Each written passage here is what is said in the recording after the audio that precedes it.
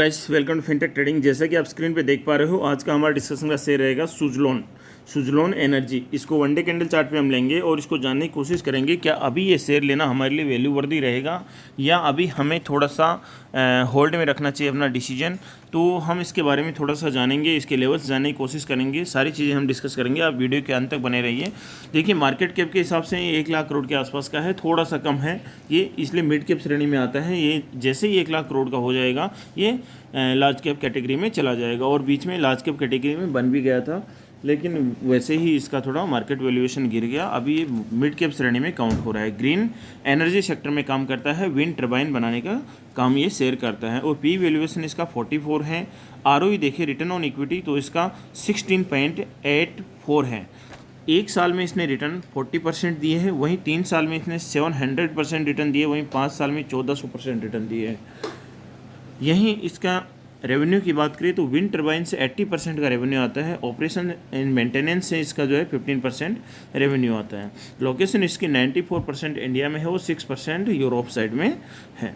ये शेयर जो है टेक्निकली इसको हम देखें तो ये फाइनेंशियल्स के हिसाब से जो है डेट फ्री शेयर है। क्वार्टर्स इसके अच्छे खासे आ रहे हैं, और इसमें हम देखें तो मेनली जो इसका काम है वही है विंड टर्बाइन एनर्जी का है। अभी हम इसके जो लेवल्स देखने की कोशिश करेंगे, तो लेवल्स में आप देख पा रहे हो कि जो इसका जो अभी रिसेंटली इसने हाई जो बनाया था 85 का, उसके बाद में लगातार ये शेयर गिरता हुआ हमें नज़र आया, और गिर के अभी इसका जो सपोर्ट इस शेयर ने लिया है वो 50 के आसपास में सपोर्ट लिया, और इसका यहाँ पे कंसोलिडेशन जो एरिया है वो भी लोअर साइड में 50 और अपर साइड में 60, ये 10 पॉइंट के बीच में इसने अच्छा खासा कंसोलिडेशन करके यहाँ पे 60 के यहाँ पे इसने ब्रेकआउट दिया, और ब्रेकआउट देखिए 75 का लेवल फिर टच करता है, और वापस ये डाउन साइड में अभी मूवमेंट करता हुआ हमें नज़र आ रहा है 64 पे।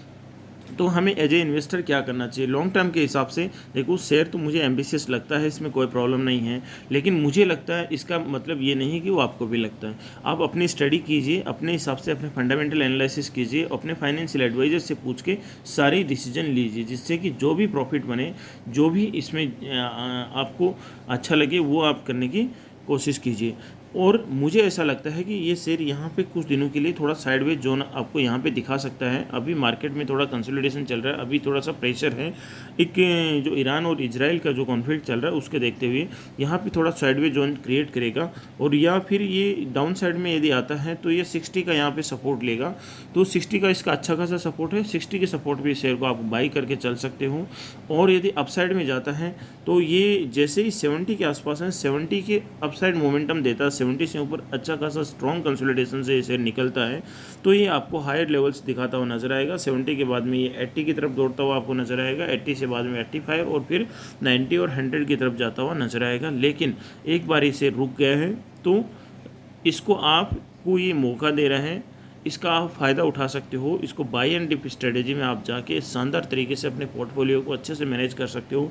वो दिन भी आपको याद होना चाहिए जब इसे शेयर 5-6 रुपये में था, है ना, और औने पौने भाव में मिल रहा था। बहुत लोगों ने इसका फ़ायदा उठाया, ख़रीदा, फिर 80 में बेच दिया, फिर 10 में भी ख़रीदा होगा, 20 में भी ख़रीदा होगा, 30 में भी ख़रीदा होगा।